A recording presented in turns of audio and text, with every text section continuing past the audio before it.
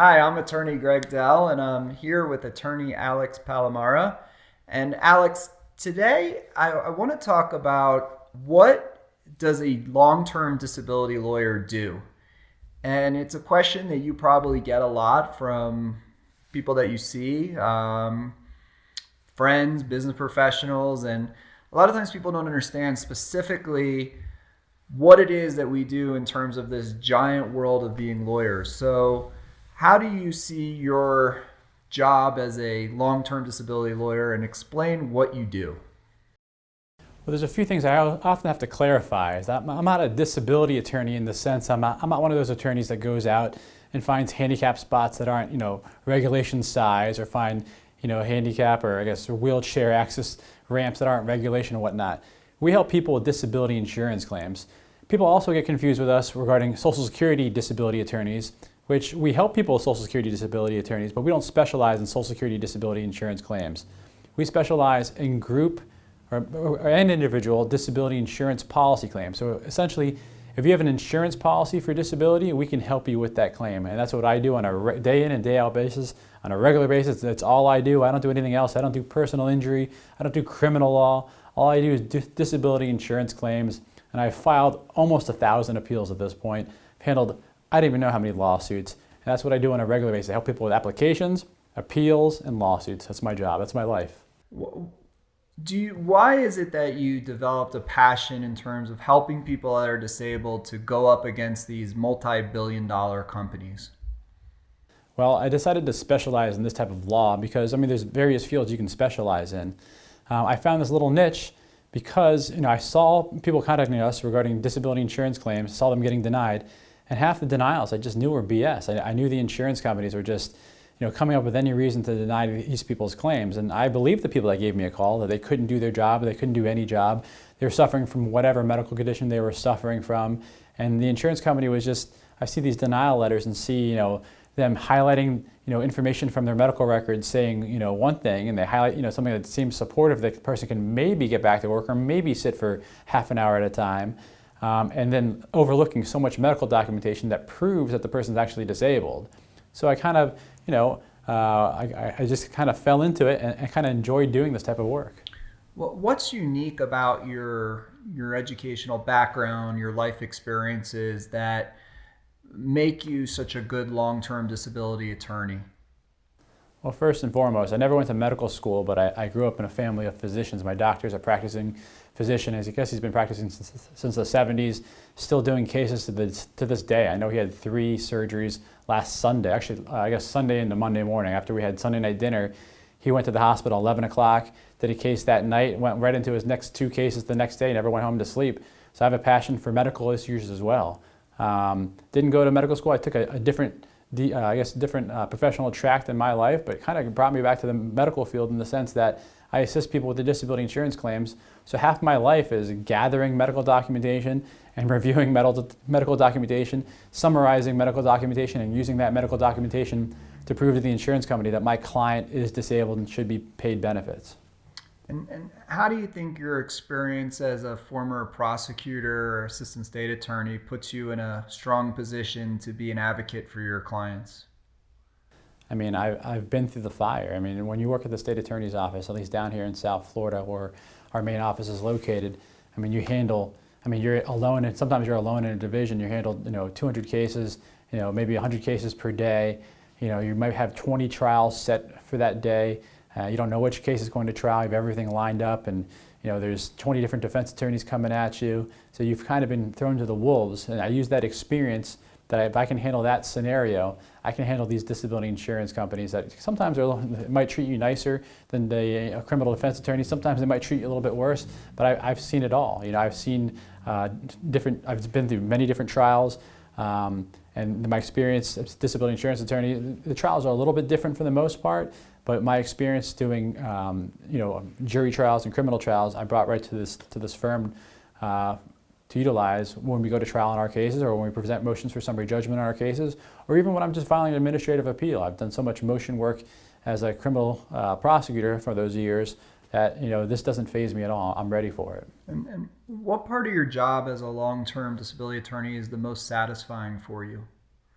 when I get somebody on claim, you'd think when I might say when I put it into the face of the insurance company, but even if I draft the best appeal possible, sometimes the insurance company is still the insurance company and makes me file a lawsuit.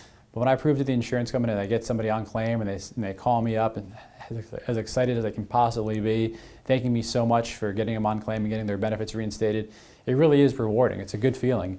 It's something I like to do on a regular basis. I have a few hundred people on claim now in my career. I've been doing this for nearly a decade, actually it's a couple months shy of a decade, a couple hundred people on claim. It's a lot of work, keeping them on claim because the insurance companies are always looking for a way to get out of paying those benefits. But I just keep on trying to get more and more people on claim, to prove to the insurance company that they are wrong and to prove my clients, right. What would you, having been in this, doing these disability claims for 10 years, what would you want to change about the disability insurance companies and the way they handle claims?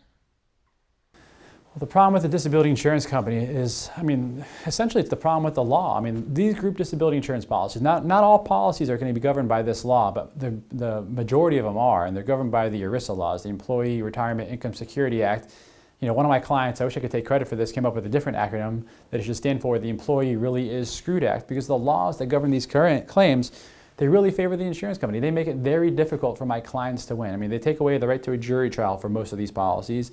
And in order for you to prevail, a lot of the times there's no de novo review, meaning the judge can't just make the decision on his or her own. The review is whether the insurance company's decision to deny a claim was arbitrary and capricious, which is very hard to win. So these laws give the insurance companies a lot of leeway, and they stretch it, they run with it, and they make these decisions that are just so poor that for lack of a better term, it screws people over. Someone watching this video right now might be saying to themselves, I'm getting screwed over here, and I agree with you 100%, you probably are. And these insurance companies, a lot of the times what they do, they can be really lazy on your claim, they can just have a quote-unquote, consultant perform a review. And some of these consultants, they're actually the employees of the insurance company. I don't know how they call their own employees consultants, but I was just reviewing a claim file of a denied case where an employee nurse of the insurance company, they called her a consultant. I looked in the file, it's like, this person's not an actual consultant, it's an actual employee. They're calling her a consultant, I don't know why. But they get really lazy. They don't even sometimes go out and hire quote-unquote independent physician reviewers. And even if they hire physician reviewers, independent ones, these people a lot of the times are not actually independent because who's paying the bills here? Now I know somebody has to pay the bills, and our clients can't afford to pay for a doctor review sometimes, before they hire us because they're obviously without benefits, or if they're receiving benefits, they're on a fixed income. So I understand the insurance company has to pay these reviewers, but some of these reviewers that I'm seeing are the same names over and over again that I think to myself, are these people actually practicing physicians? Are they actually seeing patients? Are they just performing these reviews, making thousands of dollars, day in and day out, just performing reviews?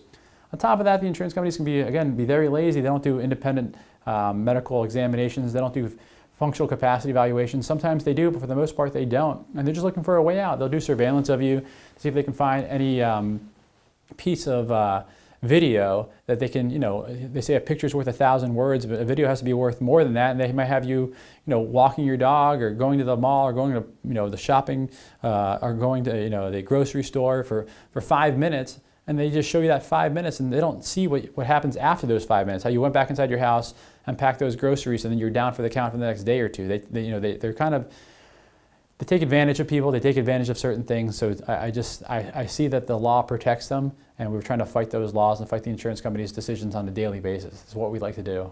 So you'd love to change the ERISA laws? Yes, it'd be very helpful for people looking to make these claims.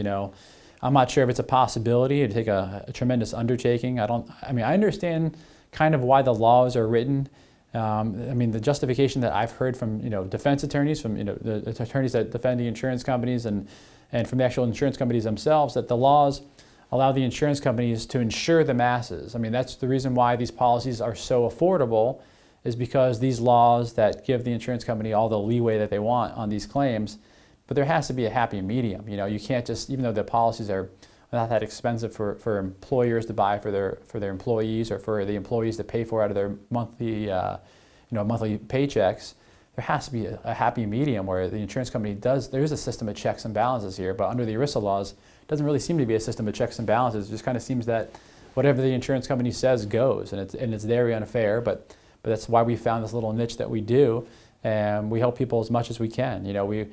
Sometimes we take on cases just by the word of the person calling in, and then I get the file and I say, there's not a lot of information here for me to work with. Then we try to strengthen that file as much as possible. Sometimes we can, sometimes we can't. For the most part, we're very successful in our practice in getting people on claim. And if we can't get them on claim, we'll gladly file a lawsuit for them. So you mentioned earlier, obviously, this whole video is about what is a long-term disability insurance lawyer. And you said, I'm not a Social Security lawyer. I'm not a criminal defense lawyer. I'm not a personal injury lawyer. I'm not a divorce lawyer. Why is it important for someone to hire a lawyer who specializes in these long-term disability insurance claims? It's really clear. Some lady, I was just literally reviewing the claim file before I sat down to shoot this video. I'm drafting a lawsuit for her. And she contacted us after her final denial. So basically she got denied, she had a chance to file an appeal, the appeal was denied, and now she has to file a lawsuit. Unfortunately for her, she did not hire our firm for the appeal. She hired a different law firm. I looked at the appeal this guy wrote, and I'm not trying to be offensive by any means, I'm not going to drop any names here. There's literally a one-page appeal. When you break it down, there's literally 2 paragraphs essentially stating, here's the medical records that you guys might be looking for. And it was maybe 10 pages of medical records. So 2 paragraphs saying, hey, this is my client, I'm appealing this decision, here's updated medical records. 10 pages of medical records. And what did the insurance company do? Slam dunk, easy case for them to deny the claim. The medical records are 10 pages, didn't really say much in them. Obviously the appeal didn't say anything in it, so the insurance company denied the appeal. So now my client has to file a lawsuit to challenge that decision, and the information in the claim file is not as strong as it should be if she would have hired an attorney that specializes in disability insurance claims. Unfortunately, she hired an attorney who's probably more of a jack of all trades. They do a little bit of personal injury, a little bit of criminal, a little bit of divorce, a little bit of everything, and I guess they're trying to throw their hat in the ring to do a little bit of disability. But I have filed over 800 appeals. I don't know what my current count is. It's 830 something, I believe. So I filed 830 appeals. So it's not my first rodeo when somebody comes to me. For the most part, I have ideas on what to do, different arguments to make in every scenario that we've seen. I can't reinvent the wheel each time. So I have to, reuse some of my arguments because they're going to work on your appeal. There's a good chance they can work on, if you're watching this video, there's a good chance that some of my arguments I've used in the past are going to work on your appeal. Not everything fits into a puzzle perfectly. I can obviously formulate my arguments that I've utilized in the past for your specific scenario, or I come up with a new idea. And it's all kind of dependent on your medical documentation or medical records that we can get our hands on, or additional medical proof that we can get our hands on. But you have to be careful when you're hiring an attorney because you want someone to specialize in. You're not going to go, see a family medicine doctor for a brain issue. You're just not. You want somebody who specializes in your specific field that you're looking to get help with. You're not going to go to ear, nose, and throat for a broken foot. You're just not. They could probably help you, but are they going to do the best job possible? And you want to go to the best, and you want somebody who specializes in your specific area of need. Right, and I think the other advantage, whether it's an application, a denial, or a lawsuit, is the fact that every single day between the multiple attorneys at our law firm and the multiple files that you're reviewing on a daily basis, we're constantly managing and seeing the conduct of every disability insurance company. And it changes. There's been consolidation in the industry. These companies are, no matter how big they are, they're dialed down into human beings. Management changes at the company down to the lowest level where it's one person who's making a decision to approve or deny claims. And from being in the pits every day, you know how the company's thinking, how they're behaving, what their new denial strategies are, what their new claim review strategies are, and there's never a scenario that we don't know. And one of the things we've done, Alex, through doing hundreds of videos and thousands of pages on our website is we've created this probably one of the most insightful and resourceful sources on the entire internet for people to learn about their disability insurance company through videos, through case summaries that we've done, through writing about our resolved cases, through reviews from other people, through asking questions on our website that are only answered by our lawyers. We're trying to there's no secrets. We're trying to expose the insurance companies, share our knowledge with whether you're our client or not our client, so that you can be in the best position possible to get your claim approved. And the more you know, the better position you're going to be in. And you have the opportunity to have Alex, have any of the lawyers at our firm help you with your claim and really try to do whatever we can to get your benefits approved. We always offer a free initial consultation where we ask you to send us a copy of your policy. If your claim has been denied, we ask you to send us a copy of your denial letter. We will immediately review that claim. We'll always set you within 24 hours of calling us. Our clients are all over the country, so we're able to help you no matter where you live.